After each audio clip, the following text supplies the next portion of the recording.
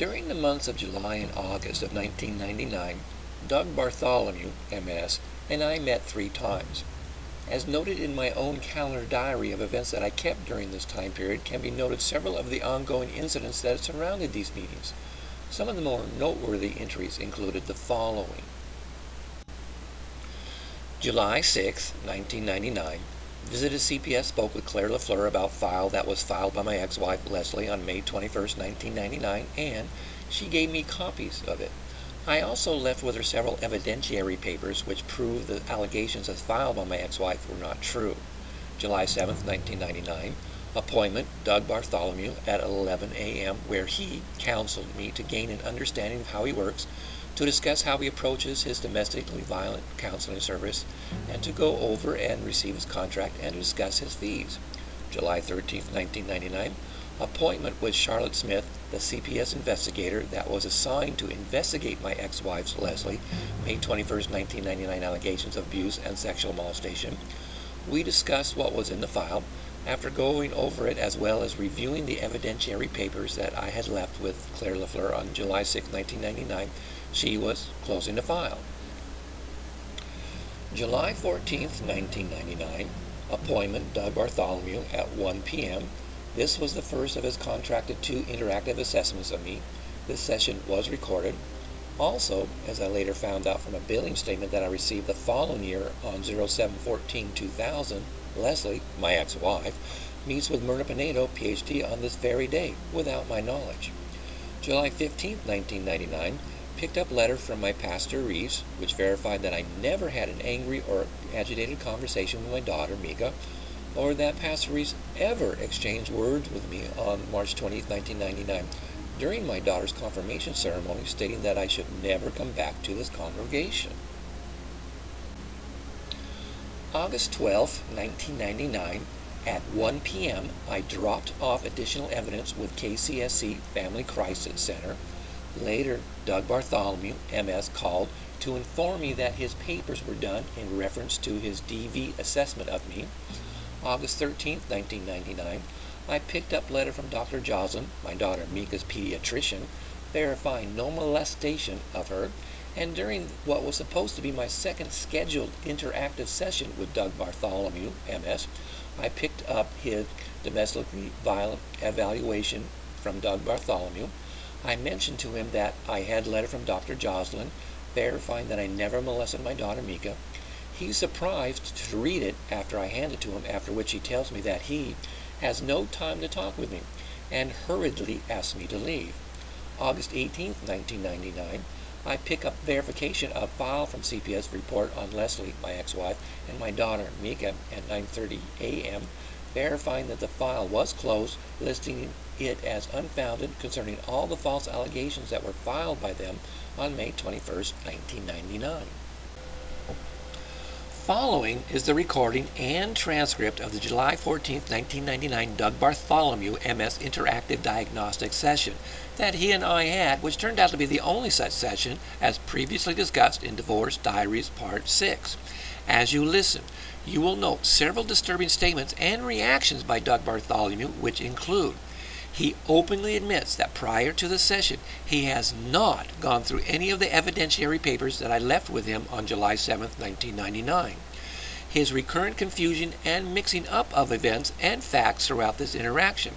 You will hear him repeatedly shuffling through the court documents as he struggles to try and comprehend and or keep up with what is being discussed. His admission that he has misplaced, lost, documents that I had previously given him, his failure to make connections between overlapping events coupled with his inability to appreciate how these overlapping events have a causal effect upon each other. There is an issue throughout the session that is quite alarming, whether or not he is truly listening to what I have to say given his obvious inability and or unwillingness to hear my concerns due to his own premeditated bias against me.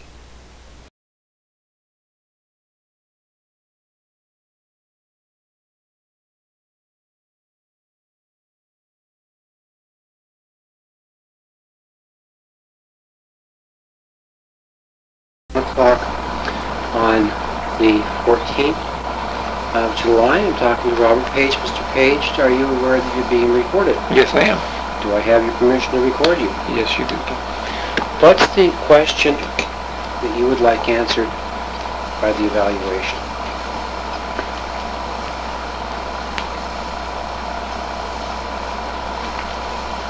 Okay. You're going to tell me on this one. Well, what would you like evaluated? Evaluation concerning the actuality and or the truthfulness of the allegations that my wife has brought against me into court and with CPS. Now, as I'm pretty sure I mentioned to you at the beginning, at the end of the last session, that's a forensic question. It's right. Evidentiary. So what's the clinical question you would like answered? Whether or not you did the act, that has to do with witnesses and evidence and things like that, which your lawyer will bring up in court. What's the clinical question you would like asked?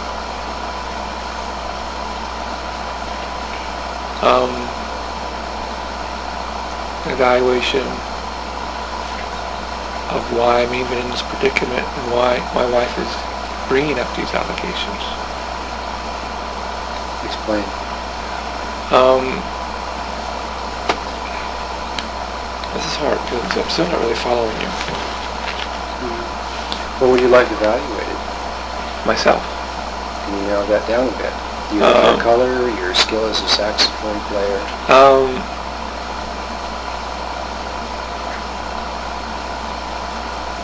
My personality, my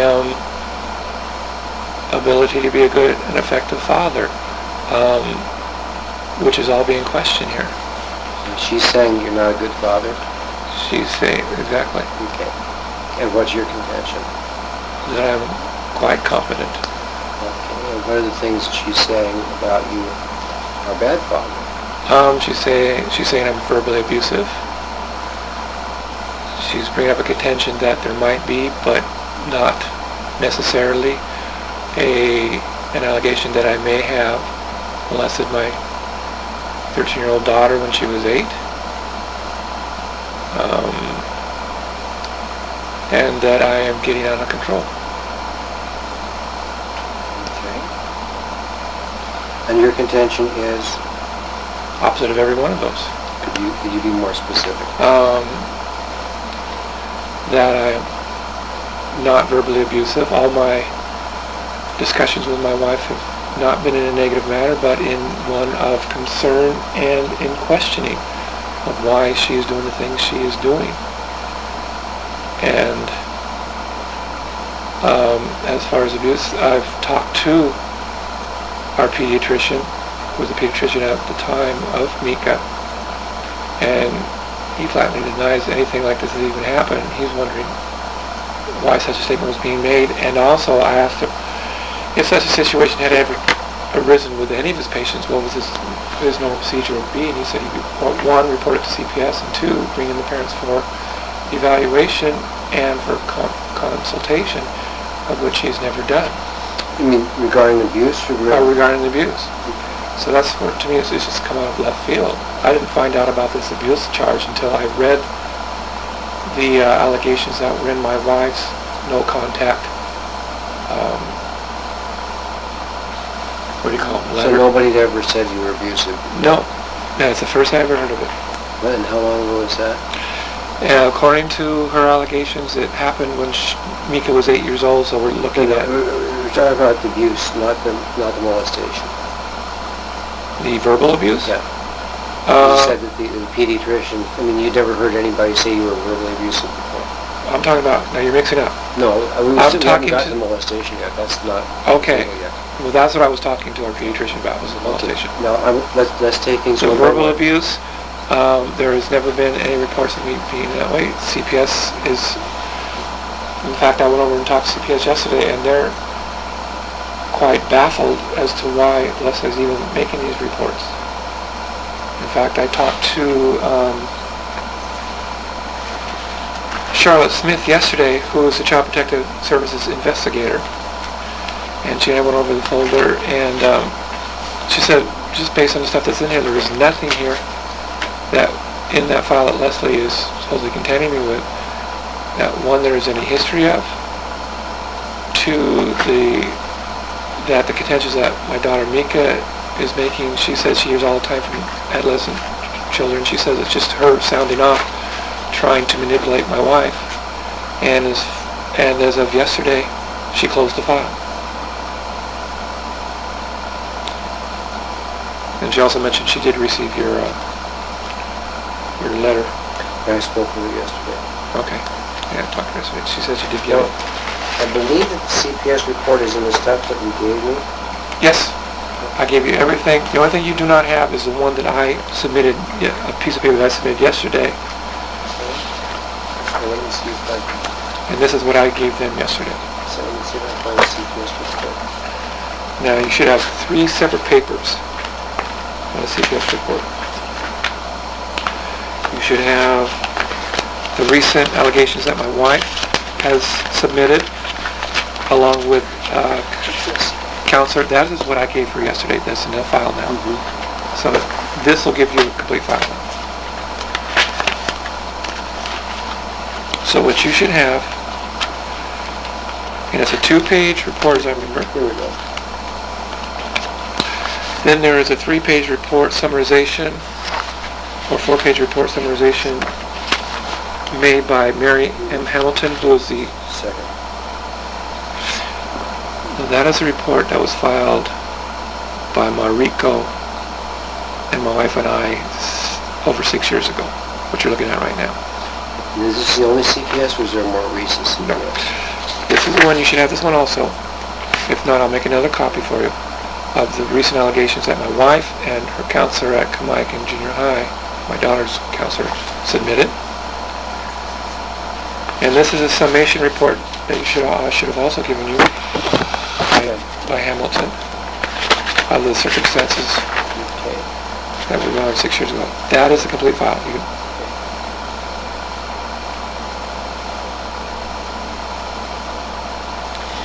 Yeah, in the absence of having gotten the question in writing, and in addition to whatever we talked about here, before I can go any further, I do need to get in writing precisely and behaviorally and specifically what the... did I give you a packet of information to fill out? Okay, good. Yeah. Okay, great. I'll go over that, but I do need to have the questions being asked, so I haven't gone through this stuff yet because I don't have the question yet.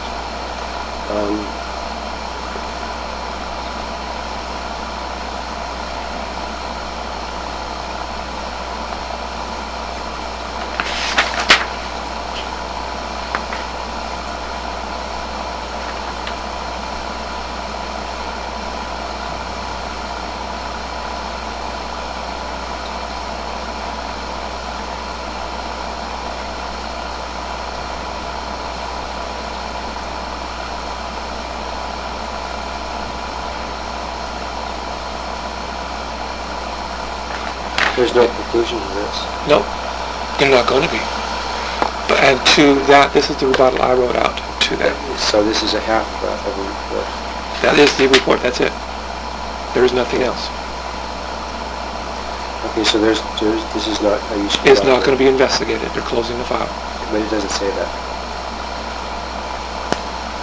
I was talking to her yesterday. She did say it's not going to be investigated. Okay. She is going to send me a letter, in essence, to that effect. Because like 4 or 5 different ways that they do not continue. Yeah. Some of it's because they believe it didn't occur. Others are because there's not enough information. Others are because there's other reasons why they can't continue. And just having the case closed does not mean it didn't happen in their opinion. So I need to find out what the conclusion was. Okay, she's going to be writing that up this week, she said, and sending it out to me. If I get a copy of that. It may be a while. Then that's how long it takes. Yeah. So, your wife says you're verbally abusive, and you're saying that you're not verbally abusive. No. I am not. By the way, just for the heck of it, I don't remember why you were going to Cohere. What was it you were doing? Oh, that's because they're the school contract. Yes. And then it was continued beyond that because, since we had already started with Dr. Pinedo. Okay. And did I get information released from Dr. Taylor? Oh, by the way, also I think I must have misplaced the one to talk to your wife. Let me get that. Oh. The question that was a necessary part of his evaluation in order for him to proceed with this interactive diagnostic session, which Doug Bartholomew knew quite well was to be negotiated between my lawyer, Mr. Craig Jonathan Hansen, myself, and him, hadn't even been discussed prior to this meeting. In fact, he didn't receive it until August 6, 1999 in the mail from my lawyer almost a month after this session, according to his own records. His willingness to even proceed with the session without the question, or to even discuss it with me without my lawyer being present, was a conflict of interest according to his own contract that he had me sign.